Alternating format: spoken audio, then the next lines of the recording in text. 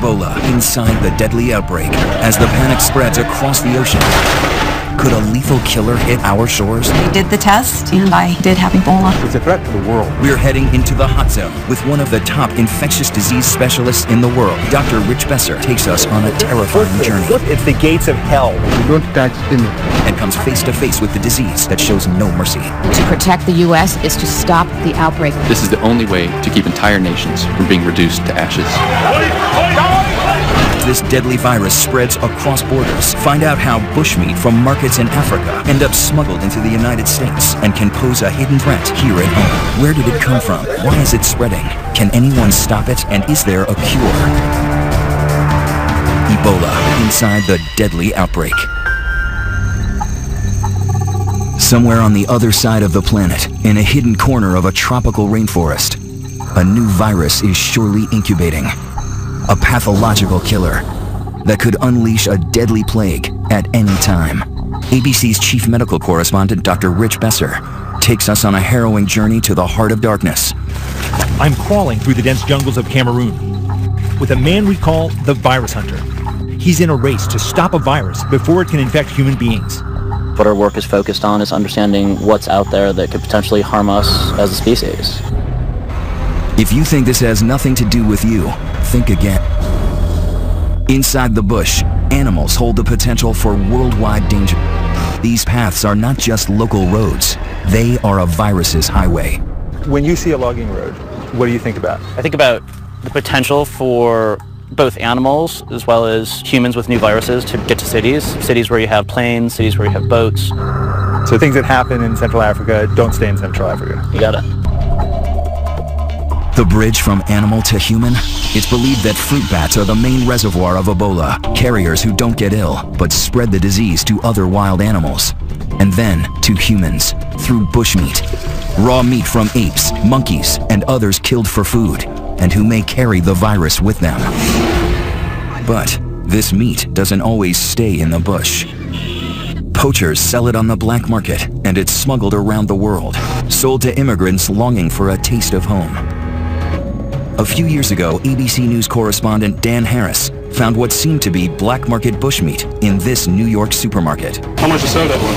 It's a pound, $20 a pound. $20 a pound? That's too much, man. Yeah, man. I mean, so this seems to indicate that this stuff is not hard to get. We know that it's readily available not just in Queens, but also in parts of Washington, D.C., parts of Minneapolis, St. Paul, other centers around the country. And it's because people have a passion for bushmeat. They want that taste from home. This African immigrant, a mother of 10 named Mamie Monet, was sentenced to 3 years probation for importing crates of monkey meat, which she has said her community consumes to celebrate religious holidays. Are you guys selling bushmeat out of here? No. No? No, bushmeat, no. Fish, dry fish, snails, bushmeat. We had an investigator with a hidden camera come in here, and he found what he said was cane rat from Africa. No. So nothing whatsoever. Bushmeat. Okay. And you're the owner, you say? The CDC says they're concerned. Experts say that meat like this could potentially be teeming with Ebola, or worse, undiscovered viruses carrying unknown threats. That's why Dr. Nathan Wolf's research is critical, searching in animals' blood for tiny microbes, diseases that could grow into lethal pathogens. It's not alarmist. It's happening. The deadly swine flu that killed 18,000 worldwide jumped to humans from pigs, HIV from a monkey, and now Ebola. Ebola is now an epidemic of the likes that we have not seen before. It's spiraling out of control. It is getting worse. It's spreading faster and exponentially. Where Ebola's hit the hardest? Okay? Yeah, it's okay. Liberia, the epicenter. Not a lot of flights coming into Monrovia, and those that are coming in, they're screening everybody for Ebola. Surreal, uneasy, in the grips of something awful. Monrovia, Liberia is a capital under siege by the deadliest Ebola outbreak in history. Doctors and relief workers suited up like spacemen make their way through the streets in a race to contain the virus that so far they've been unable to stop. What government wants to do is to find out who are those that are sick so we can treat them. So they basically are checking who can come in and out of West Point. Only people with aid supplies and medical staff can go in and out, and soldiers.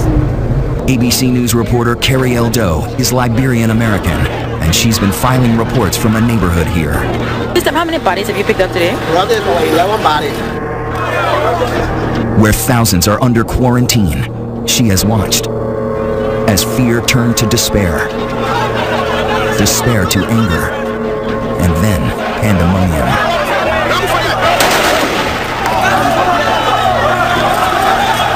There's been looting and rioting. The only routes out are ones nobody wants to take, by ambulance, straight to an Ebola treatment center, or in a body bag. Liberia is a country founded by freed American slaves. The president, Ellen Sirleaf Johnson, is Harvard educated and lived in New Jersey. And the main hospital is named for our own president, John F. Kennedy.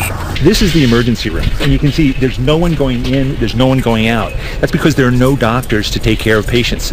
There's no one here. No one here, it's a ghost town. This unit, it's stuck back in the furthest corner of the hospital compound. It used to be used for treating people with cholera, and now it's where they're putting patients who may have Ebola. Many of them do.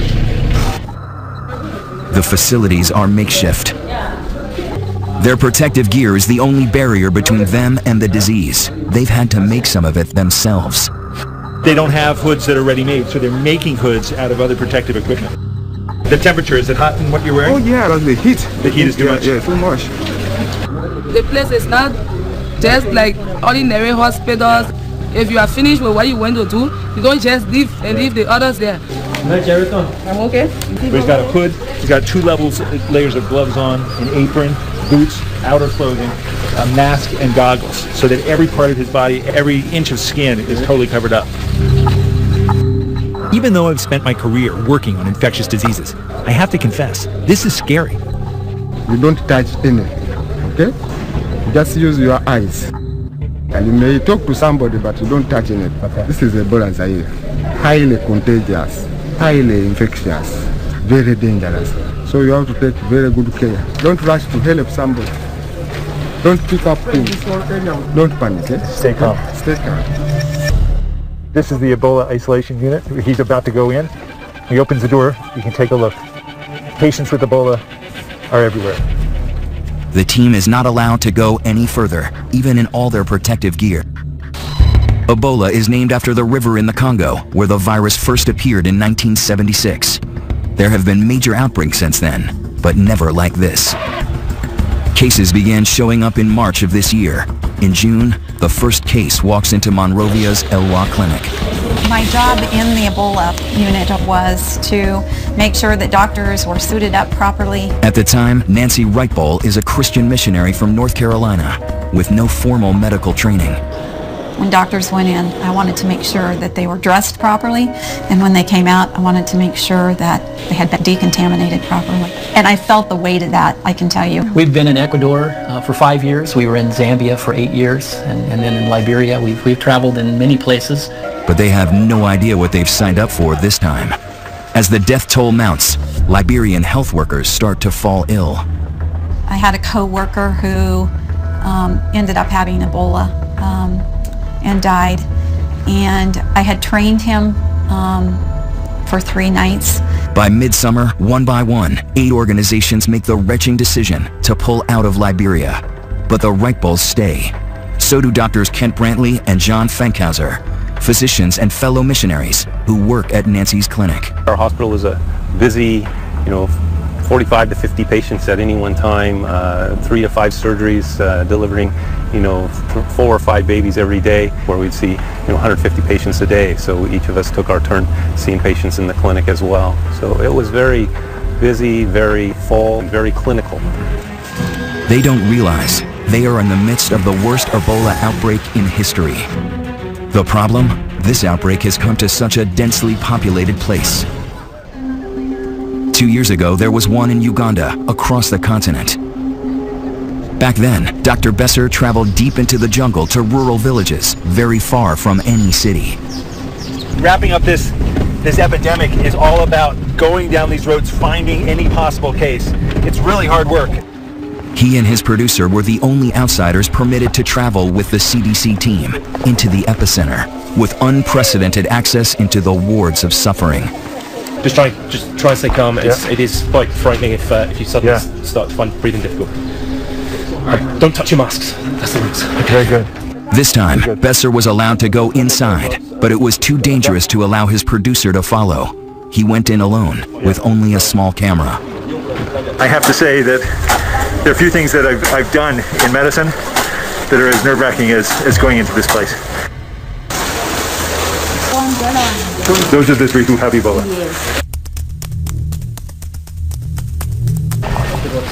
I'm doused with bleach again and again. It's hot in there. This outbreak was ultimately brought under control. Its isolation made it more possible to contain. But Ebola didn't go away. It may have been as early as December that this latest strain came out of the jungles in Guinea, along the open borders of 3 countries. And when it hit Liberia's biggest city, it exploded with a vengeance.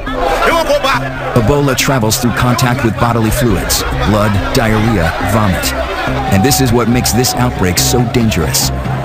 In an urban area with people packed on top of each other, Ebola has been almost impossible to stop. This is not just a threat to Liberia, this is not just a threat to West Africa or Africa, it's a threat to the world. If we don't turn it around, for every day it continues to spread, there's more and more risk of spread to other countries in Africa, other countries around the world. There is no way we can seal off and isolate a country, even if we wanted to. The real fear is that it could mutate into a smarter virus, turning airborne. It could infect with a single sneeze, as millions of lethal pathogens fly through the air. In airports, crowded subways, children's playgrounds. A global pandemic that knows no borders. Coming up, a call to action. We have to move with force as the virus turns on the American volunteers, brave enough to stand in its way. Really pretty sick. So they did the test. I did have Ebola.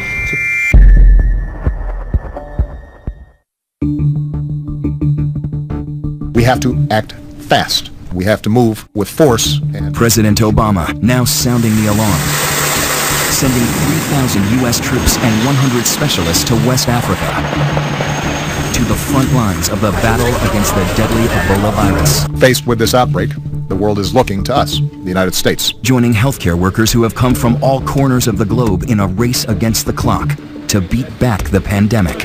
Will we see Ebola in America? I can't predict the future. What I'm sure of, and what's happened already, is that people have come from parts of the world where they might have been exposed and they've had fever. So we have to be prepared. We have to be prepared to test, to isolate, and to respond. Already, Ebola is in 5 West African countries. The epicenter, Monrovia, Liberia. At the request of the Liberian government, we're going to establish a military command center in Liberia to support civilian efforts across the region. Henry Gray is running logistics here for Doctors Without Borders. So this is a 240 square meter tent.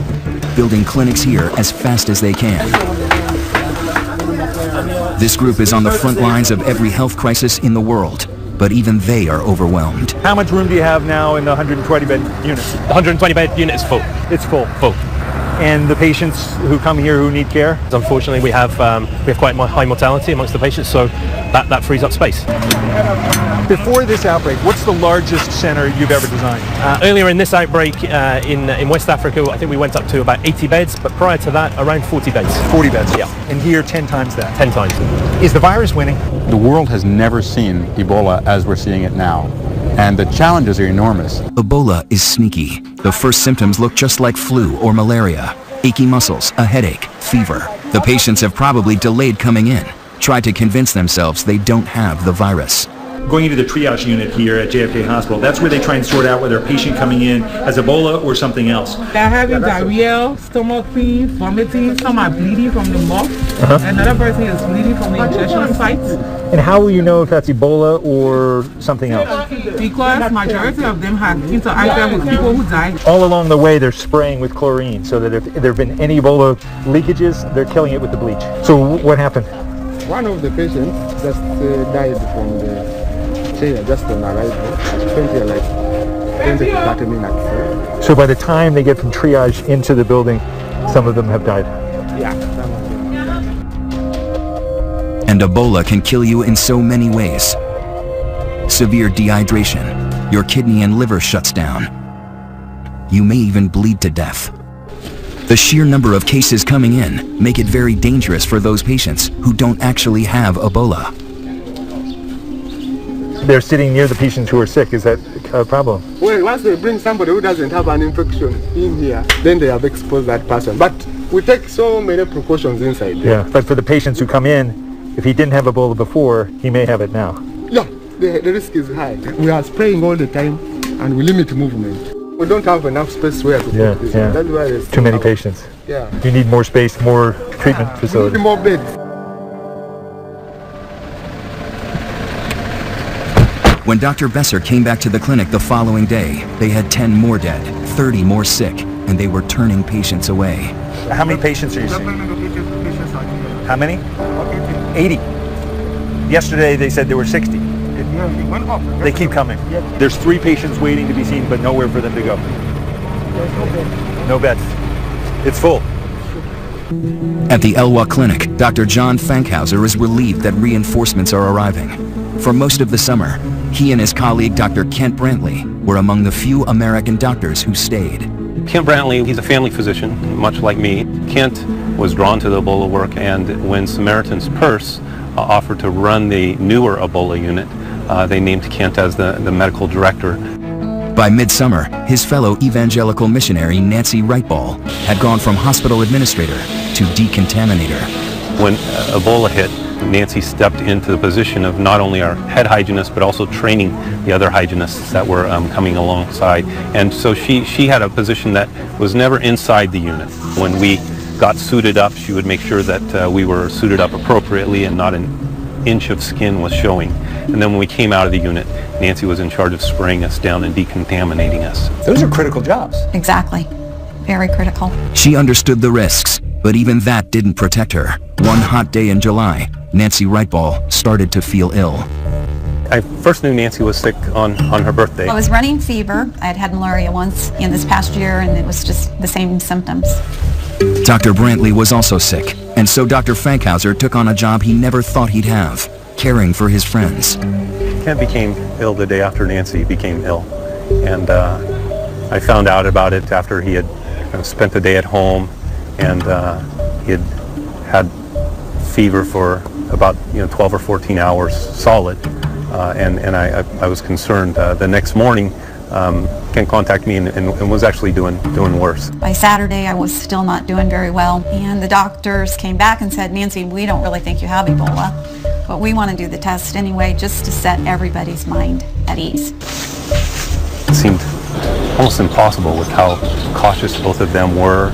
We were really trying to convince ourselves that this was some other form of illness, maybe dengue fever or some other type of illness that would be mosquito-borne or could have infected him and caused similar symptoms.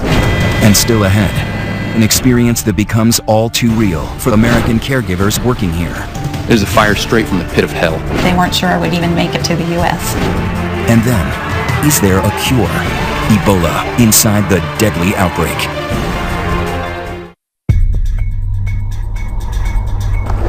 Here in Liberia, in the grips of the deadly Ebola epidemic,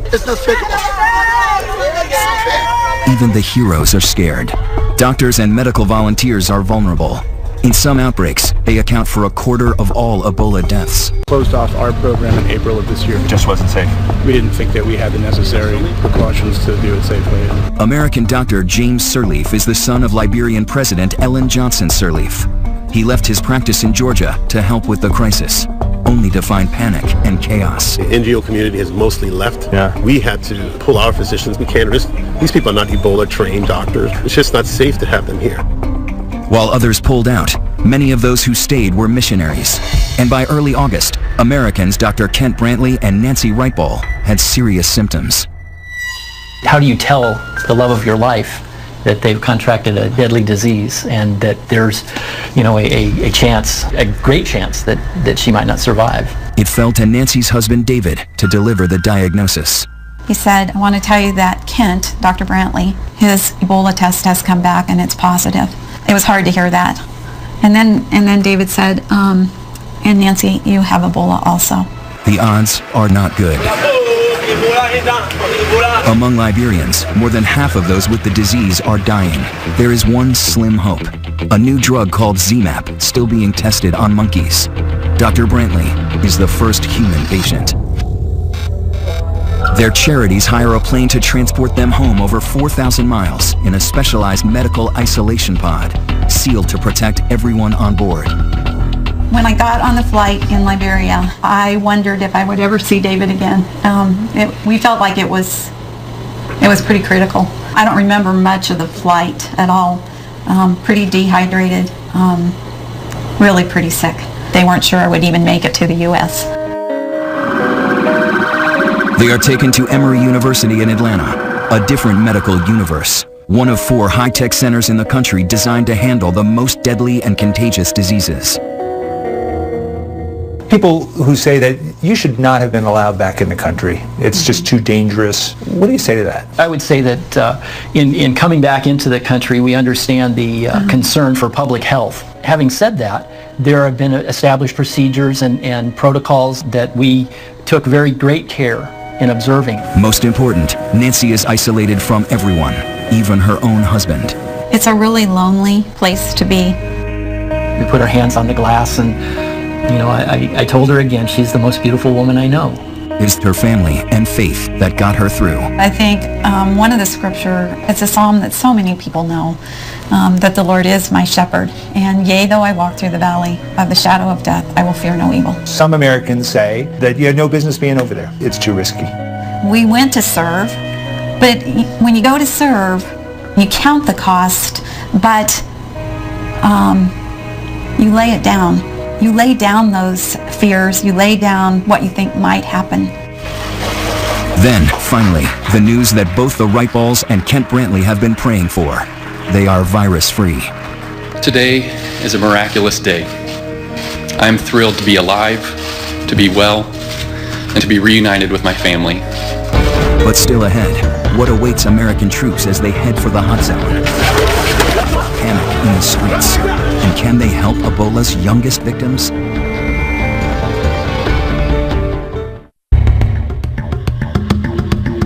It looks like a war zone. The West Point slum in Monrovia, Liberia. Population over 50,000. By now, the Ebola virus, on the move since December, has killed over 2,000 people in West Africa.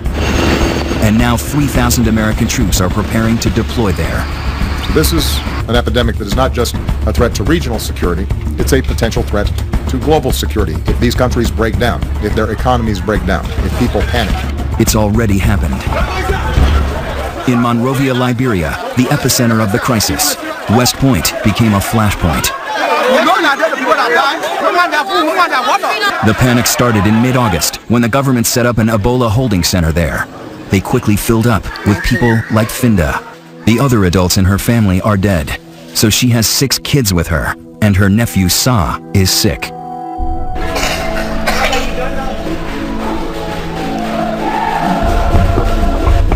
Why are you laying down?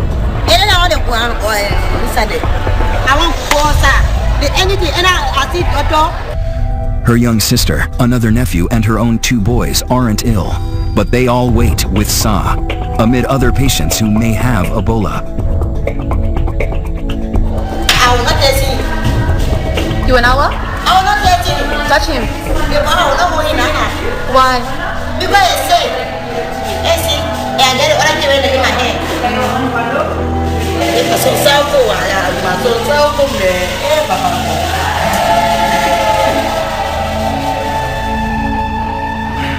Her stay here is short-lived. Residents are furious that patients with Ebola are in the neighborhood, so they ransack the center, looting infected medical supplies.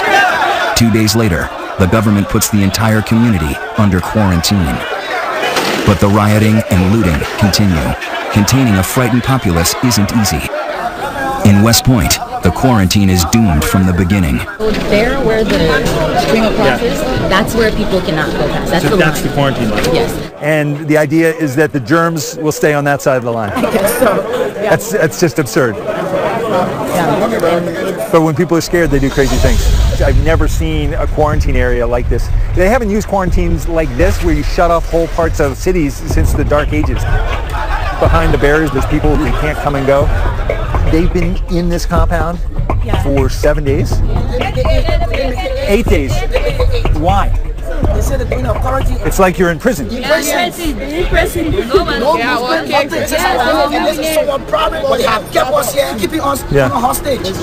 For some, no food, little water, and no power. Very bad.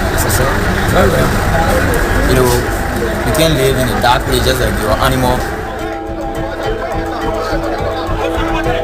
Meanwhile, Finda and her children are living on the streets, afraid her house is infected with Ebola.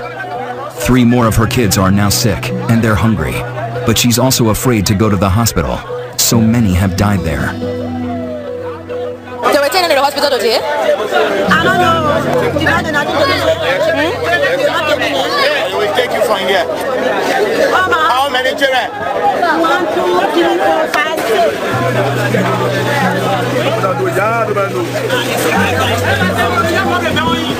Like it or not, like so many others, she is forced to go. But it's too late. Little Sa dies in the hospital. But these photos have surfaced. Even in death, he is known as the little boy on the bucket. When Finda sees those pictures, she breaks down. I think he said, "Can me get better in my head?" Because I get play for my children. Ali, the other baby people that die in my head. They my children they get so far. They be my hair. Come me be happy. They say I get this out. Anything I little go up. Now go up say that one I will not get it. Now go up give me the one. I say voting for him. I say play for him for giving 10 and they want to have the one okay. Coming up. He said we can come. A secret ritual, a hidden danger. Is there any way to stop this virus? The answer may surprise you. Ebola inside the deadly outbreak.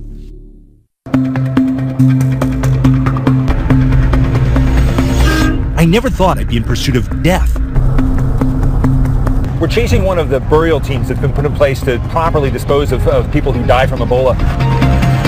But in Monrovia, Liberia, Ebola is spreading uncontrollably. One of the main ways Ebola is spreading in West Africa is through burial practices, the ritual cleaning, the other things that are done around burial. If they can't change that, the feeling is there's no way to control Ebola in West Africa.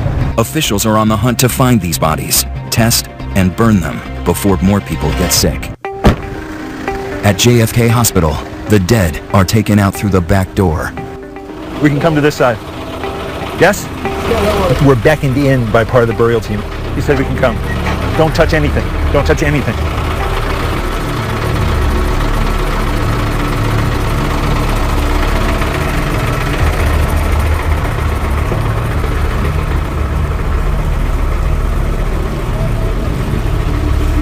How many bodies are there? 9. 9? 9. They've already collected 9 people who've died from Ebola.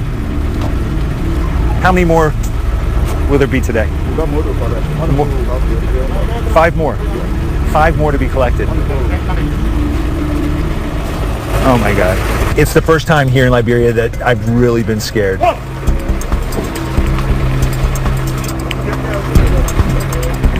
This is incredible. You know, seeing a truck cart away 10 bodies of people who died from Ebola, it's the gates of hell going into that treatment ward and knowing that the odds are you're going to come out in a body bag. The scenes here in Liberia are grim reminders of what can happen when a virus breaks into the human population. We are all social creatures, care for our sick, wash and bury our dead.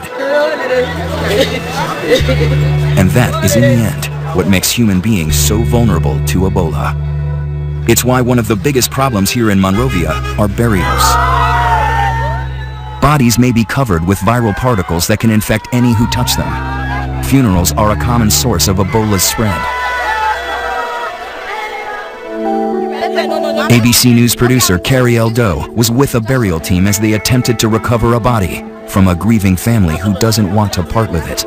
Why do you want to bury the body today? Because the man is a Muslim man. So we won't bury the body today. Won't do our bury the man today. Because the people can go out to bury the body in our place. It's not anything. But what bury them today? But what if he does have it? What if he did have Ebola? They may not have Ebola. The bodies are packed up, never to be seen again. This is where they end up, a pile of ashes, beside the next bodies ready to be burned. Sometimes the bodies are taken before they're even tested. It leads to mass denial that loved ones ever had the disease. Families so desperate to bury their own that we catch a secret one about to take place to avoid the government carting the body away. Where were you all taking the body? The boys were caught by vigilant neighbors, disgusted that they might spread the disease in the neighborhood. An unforgivable crime. That thing is very, very terrible. For you sitting in a car with that body, it's terrible. They brought all the Ebola outside. They put in the community straight away, y'all. Precisely what these body collectors are trying to avoid. We're following this blue truck. It's got the head of the burial team. He got word that in one house in this village, 5 people died from Ebola. It's a race against time. Every second those bodies linger, the greater the chance of someone else getting infected. The community here says that the 2 people in this house did not die from Ebola, so they're not letting the burial team in. The Elwa. How many bodies are in Elwa? 8 there. Yes. The burial team is pulling out. They're going to the next hospital where there are many bodies, many people who have died from Ebola. A grim task with no end in sight, no shortage of bodies. When we come back, can the virus come to our shores?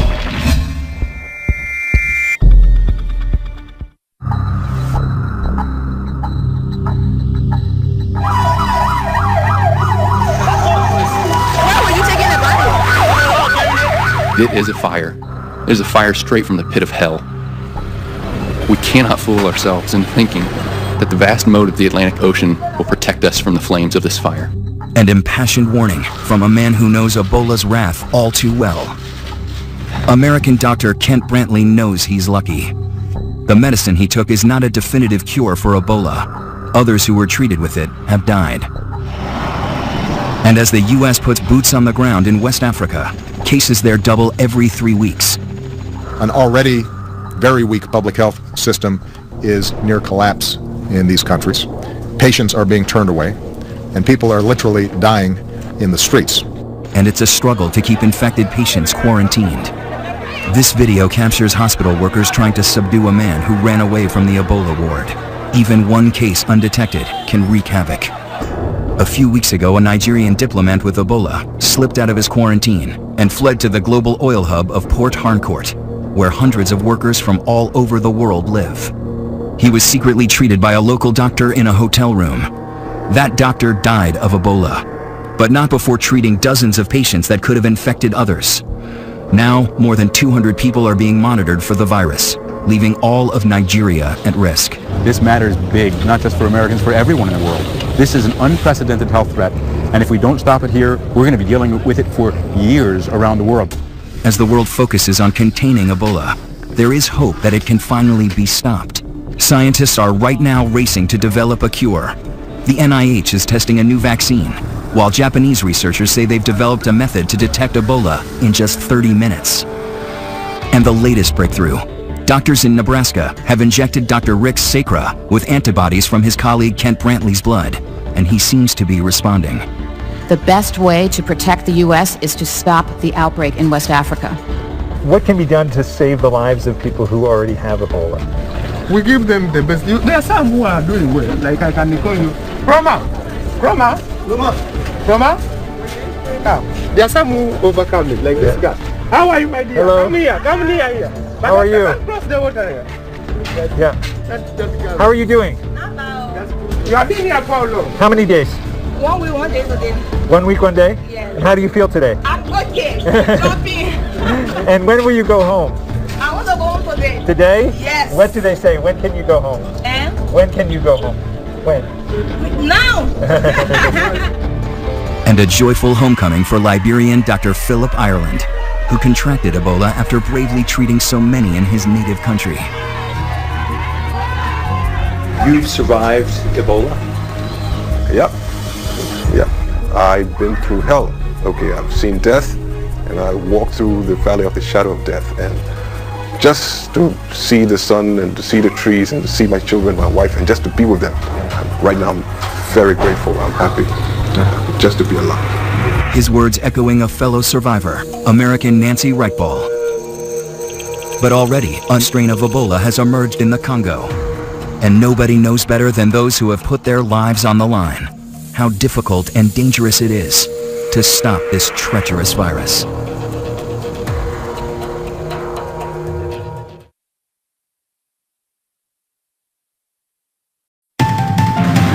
Coming up, Ebola inside the deadly outbreak as the panic spreads across the ocean. Could a lethal killer hit our shores? We did the test, and I did have Ebola. It's a threat to the world. We're heading into the hot zone with one of the top infectious disease specialists in the world. Dr. Rich Besser takes us on a terrifying journey. It's the gates of hell. You don't touch anything. And comes face to face with the disease that shows no mercy. To protect the U.S. is to stop the outbreak. This is the only way to keep entire nations from being reduced to ashes. This deadly virus spreads across borders. Find out how bushmeat from markets in Africa end up smuggled into the United States and can pose a hidden threat here at home. Where did it come from? Why is it spreading? Can anyone stop it? And is there a cure? Ebola inside the deadly outbreak. Somewhere on the other side of the planet, in a hidden corner of a tropical rainforest, a new virus is surely incubating. A pathological killer that could unleash a deadly plague at any time.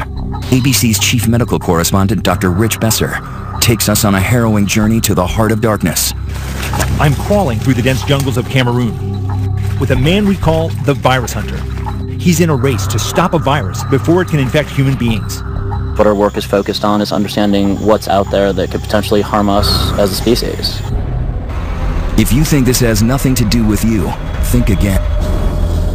Inside the bush, animals hold the potential for worldwide danger. These paths are not just local roads, they are a virus's highway. When you see a logging road, what do you think about? I think about the potential